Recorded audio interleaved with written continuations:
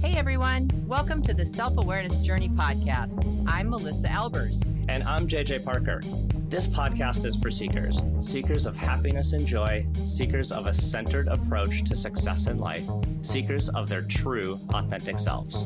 Get ready for some real talk on everything from anxiety, emotions, and habits to love, compassion, and forgiveness. We know you'll be challenged and enlightened by this conversation. We're so glad you're here. Let's dive in. All right, Melissa, I've been thinking a lot about trust lately. And so not in a like I distrust anyone in particular. You've just been thinking about the topic of but trust. just like the topic of trust because How so? Well, with AI, in particular, like I have kind of noticed just for myself, the amount of spam email I get and like how that spam email is like constructed and things like that. Yeah. I'm like, wow, this is starting to get really like, I mean, in one way, it's starting to get really good. How does this spam know me so well? I even got a spam text message the other day that says, hey, do you still live in Minnesota? Because I'm coming up to visit my parents. Maybe we should get together. I was like, Wow. what is that? Right? Yeah, I get some texts like that too. Nothing like that creative, but I've definitely got, hey, Melissa, my appointment canceled. Do you want to grab coffee? And it's no one I know. Yeah. My mother-in-law, bless her heart, she got a phone call a few months ago from a tow truck driver and said, hey, we've got Ethan here and he needs a tow, but he doesn't have his wallet. Can you give us like a credit card so we can tow his car? And she did such an amazing job. She goes, she had such wits about her in that moment, which I can't believe. Yeah. She goes, what color car does Ethan have? She asked that. Wow. And then that's amazing. And then they hung up because that's they knew. Amazing. Isn't that crazy? Yeah, Grandma had her spidey sense. Oh yeah, I wouldn't have thought of that. What a great question. No, because most grandmothers would have panicked and said, "Oh my gosh, let me get my purse." Yeah. So, so those are just some recent examples where I was like, wow, like whatever's happening in sort of that world of scams is getting really good. But because I'm a Gen Xer and I have distrust in all things. Oh my gosh, stop it. Well, remember when we talked a while back on an episode about generational stuff? Yes. And well, we have many times. Yeah. Yes. And distrust along our particular fault lines cohorts is high. I'm going to start calling them fault lines instead of the gaps between the generations. How we all have, fault lines. So it just really got me thinking like, oh boy, like with some of the new stuff coming up with AI, there is a big trust thing coming. Wow. But it's not new. I mean, it's always been there. No, I know, but it's new. The size and the dimension and the scope and the replication of things so close to reality, I think, is causing. So when you first started the topic, I thought you were talking about trust in someone, like trust in some, in a personal relationship. So that's in my mind how I was kind of framing it. But then I was like, oh, that's really interesting though, because I wonder if that would spill into, now that you're talking about this, does that spill into our personal relationships? And so that's what I kind of want to explore a little bit is if you've got, so I think if we kind of rewind a little bit, and not be so specific about the current new technologies coming out, but there's always been like mistrust in governments, mistrust in political leaders, mistrust in banks, mistrust in big corporate companies, right?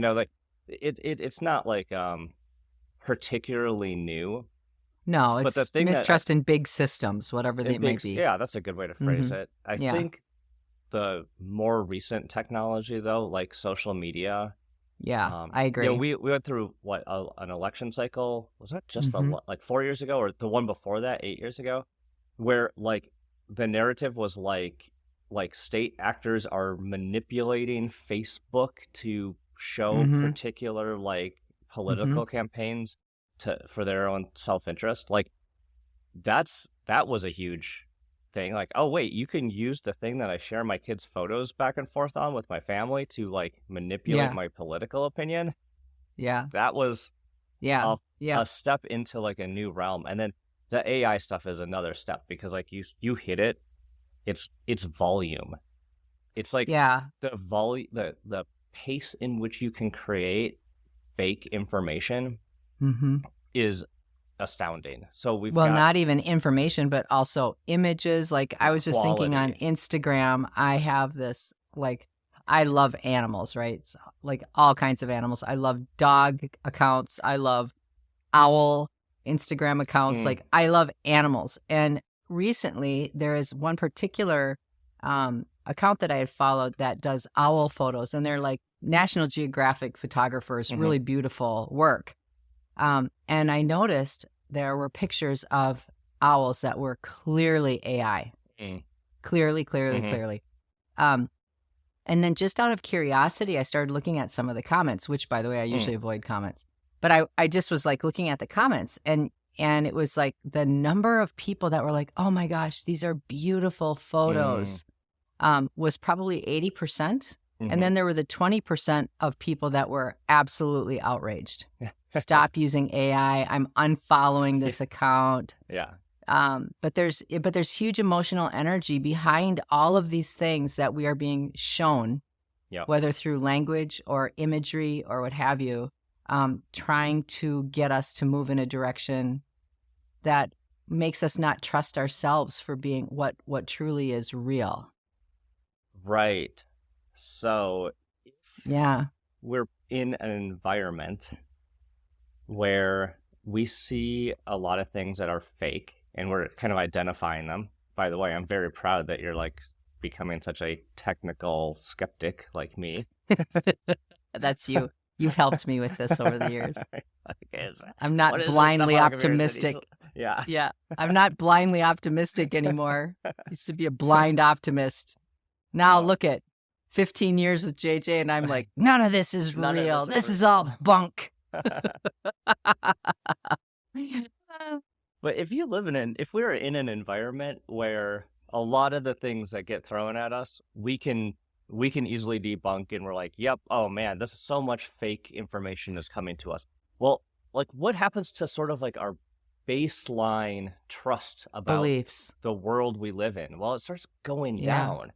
And then Right. just like you said, how does that actually affect like ourselves, like more intrinsically, our Mm-hmm. feelings? How does that start changing the way we see the universe? And then how does it actually probably start affecting our more trusted relationships? That's where I was going. Like immediately I started feeling, what's funny is I didn't feel distrusting of it. I felt sad. Mm, I felt sad because I think that generally speaking, I think we are in a place in society where we really don't want to discern for ourselves. We don't want to spend the moment to discern if something is right or wrong for us or with us or around us. I don't think we want to do that. I think we want to be told.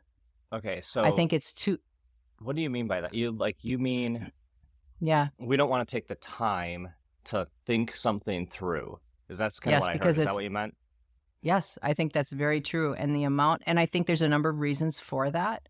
I think that it isn't necessarily laziness, although that might be one reason. But I don't think that's always the case. I think that because there's so much information available in so many, it's just voluminous where you can get Mm-hmm. information. It's everywhere, and now there's a million streaming channels, and you used to just have 4 channels. And, Mm, there's just thousands of ways that you can get information. So if you don't want to discern something for yourself, mm-hmm. and feel the feeling of this. Is this real? Is this for me? Mm. We just keep scrolling through and finding other things. And sometimes we even go to a person that has spent more time on something, right or wrong.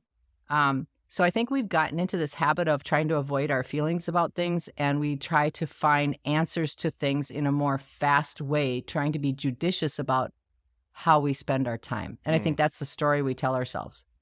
But the fundamental thing that is, I mean, even just talking about this topic, I'll tell you, I'm having emotional reactions to this topic just in us talking about it.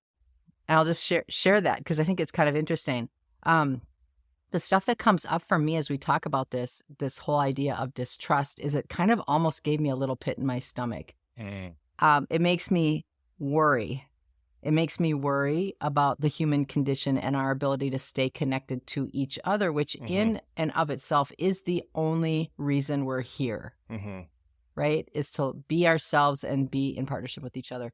So I got this little worry like, oh my gosh, this is going to untether us from our core tribes. And that was one thing. The other thing I started thinking about, or feeling, not thinking, the other thing that has been coming up as we started to talk about this topic is dread. And I don't like the feeling, and I almost don't even want to talk about it because it makes me feel like, oh, you know, are other people not going to want to even listen to this either because it's upsetting. Yeah, here come in with a Debbie Downer topic. Well, and this isn't about always just being positive and optimistic, although, you know, I did already profess that I'm, you know, generally a serial optimist. But it does concern me as we talk about these things. It isn't just the falsity. It isn't just that. It isn't the narrative. It isn't the photo in the moment that's wrong. To me, it is representing a larger part of society that I just simply don't want to grow, and I don't want to acknowledge. Which isn't probably right either, but I definitely like. I mean, I like talking about this kind of stuff. Not, I mean, and I agree. It's not like this is not like a happy topic for a random Tuesday, you know, like, but. It's something like we have to address, or else it's going to get worse. So as a society, we have to kind of have to address it. The some of that AI stuff, again is pretty like keep your eye on kind of thing. But it's been now, you know, a decade, more than a decade, where the idea that like things you see on social media are fake, not computer generated fake, but they're just like regular people actually straight acting, up fake. Being actors and portraying a life that is completely false to drive a particular narrative or sell a particular product or something. So we're all pretty tuned into that's true. That. Our radar's high with that because it's been down the path a little longer is what I just heard you say. Yep. But I agree. Like, how do we persist as a society when we have even more of a decline in trust? It's a big issue. Yeah, it is a big issue. Well, and I think there's all sorts of tributaries from what you just said, because if you have, let's just say that you have people in your circle of influence or in your family that very easily get swayed by something that they see. Right. And you have a close relationship with that person, but if they get swayed into something that's completely different than how you are or how you've been or how you have been with this person, it creates a gap. It creates a space. And then that's when some judgment starts to happen, right? You're not objective anymore. You become subjective to that person because you think, oh, well, they used to be X. Now they're not. And can I trust them to be discerning? How can they not think like this? You know, and that's where all these little pop-up disagreements occur, or even if they're not overt disagreements, I think this is where we start popping up with, can I trust this person's discerning anymore? You know, and that's where I think it starts to break down the fibers of the closer relations that we have. Yeah. Well, when you said that, I instantly went to parenting. You know, I remember like when I was a kid, it's like the worst you could do is like hang out with some kids your parents didn't approve Yeah. of. Yes. Like, From the quote wrong side of the right, tracks. right. Hooligans. But that was, I mean, think about how limited of a kind of a scope that was. Like Yeah, the exactly. bad kids you were hanging out with were still like probably like they lived in your city. They went to your They lived school. on Maple Street, 2 They were blocks all, like, from your 2 blocks- house. Right, exactly. Yeah. But kids nowadays can have kind of global, I would say Yeah. global bad influence, right? Yeah. Through gaming and that sort of thing, they can become so many- friends with So many people in avenues countries. and Mhm. you know, the internet is ripe with negative things, and it's almost Yeah. like impossible to control Yeah. that nowadays Yeah. with your kids, and like what influence they might be exposed to. Yeah. Okay. So there's like Can we- another distrust thing where I'm just like, I don't Yeah. like any of it. Well, I always love how you're such a techie person, and then you tried to really highly limit the amount of technology that your children would experience, and one of them Yep. outsmarted you and created a whole internet using your water They system or whatever, They bypassed my Wi-Fi and all my security. and they created their own. Their Oh own my network, gosh. yeah. They were almost like barely out of single digit ages at that Yeah, time they're too, pretty by the young. way. Yeah. Yeah, they're pretty smart. Okay, I have a question. Can we spin the dial on this 180 degrees, please, so that I don't crawl under the desk, Yeah. take my headphones off, turn my mic off, and disappear into some closet? What do you think we could do about it? What do you think is to be done? Is there something to be done? Is this a runaway train that we can't do anything? Because I think that's how a lot of people feel, that they don't have any real control. And I think that's also what creates a lot of that mistrust and, kind of a resentment and a resignation to what is. I don't really think that that's true, but I think that that's the narrative that we naturally fall back on. Do you? Yeah. I think so. I mean, not everybody, but as a general rule of thumb, what's the Mhm. standard way that people react to this kind Well, of stuff? you kind of hit it. It's like everyone knows it. It's not like a secret that social media and different things on the internet are like likely fake. Like everyone kind of knows there's probably a percentage of this is just completely fake. Oh yeah. But it's like people are just resolved to like accepting that. Like, I don't know, okay, like part of this is fake, it's fine. It's not really affecting me, but this is my like hypothesis, like, or my thesis that I'm trying to work on the past few days is that it is affecting you. Like, yes, it can be fake, and yes, you can dismiss it, but it is affecting you at a more core level than you are accepting. Yeah. And then that's where. So what can you do about it is first, I think, recognize it. Like recognize that being in an environment where you can't trust the things you see anymore. It's like gaslighting yourself. You know what I mean? Like gaslighting is this idea that like someone's trying to manipulate your worldview enough that you don't know what's real anymore. We're just doing like we're doing that to ourselves. Gaslighting. Yeah. So just maybe understand how it could be affecting you.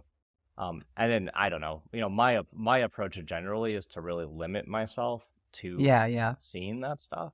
Yeah. There's probably some other ways, so maybe you have some ideas. Well, actually, what's so funny is I was just reflecting like really early this morning. My husband and I were talking about a situation, and we were talking about, I'm trying to frame this in the fewest words as possible. They were talking about a situation in which someone accused someone else at work of being a certain way. And the accused felt very, very triggered by that. And it wasn't true. And so it caused this, several day upheaval in the department. And what I was saying is, it's interesting in that I think when somebody has a hard time getting over something, when somebody's sitting in something and they're having a hard time getting over it, I think that it is, there's two sides to it. there's your internal feelings about it, like how you react, how you respond, and how you feel about it. But then there's also how you act about it on the outside, right? Are you with the crowd on the outside, but your inside doesn't feel that you should be, or you're feeling guilty? So like, in other words, like if you're proliferating some of these tactics that are happening because out of like idle curiosity, like, oh my gosh, this is such a big lie. I have to follow this. How can this even be the thing? Oh, well, look at how everybody's reacting. And we get spooled up and caught up in that. Even if we don't buy it, sometimes we just energetically like to see chaos and see other people uncomfortable, which is sad, but I think that that's true. And so I think there's that external opinion and how we respond and behave on the outside. But then I think there's the inside judgment about, am I adding to this? I say that I don't believe this, but look at when no one's watching, I'm scrolling, man. Like I'm in this, like I'm researching why this is the way that it. And I think I think that's a huge piece of it, is being really balanced. It's just the self-awareness journey that we always talk about, where everything on the inside and outside has to match in order for you to feel good. And I think that when you feel good, don't you, JJ, like when you're more centered and you feel more calm, you can discern easier and easiest when you have that knowingness of who you really are. When you're in alignment with yourself first, you can spot a rat even if it's a really, really closely looking rat from AI. Yeah. You know what I mean? Well, yeah. The other thing that came to mind is like the amount of energy I have, just physical energy to do that discernment. If we are always running on the ragged edge of life, and we're running around and we're super busy constantly, and we don't have any space for anything, adding in the workload of discernment is really hard. And we don't want to do it when we're at that stage, usually because we're too tired. So that's actually another really interesting tip, is like, how do you combat distrust, or how do you build more trust with relationships? Is actually get more margin in your life. Like slow down so you have enough energy to kind of navigate the environment.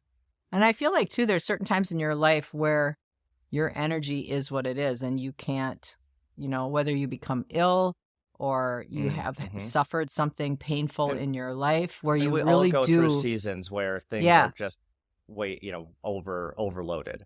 Totally. And then it's funny how easy it is to discern when you get to that really critical place in your life where you can't control something that's happening, and all of your energy is zapped from you, know?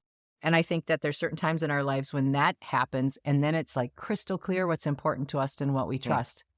I think when all the crap sloughs away, it's super easy to see that. But I don't think we're talking about those. I think we're talking exactly like you said, that in between state, that self choice piece, and being able to be more discerning.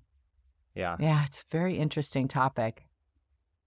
And it's funny how the global reach of this is massive, but the individual to individual reach is exponentially larger than that. And I don't think people really think about it like that.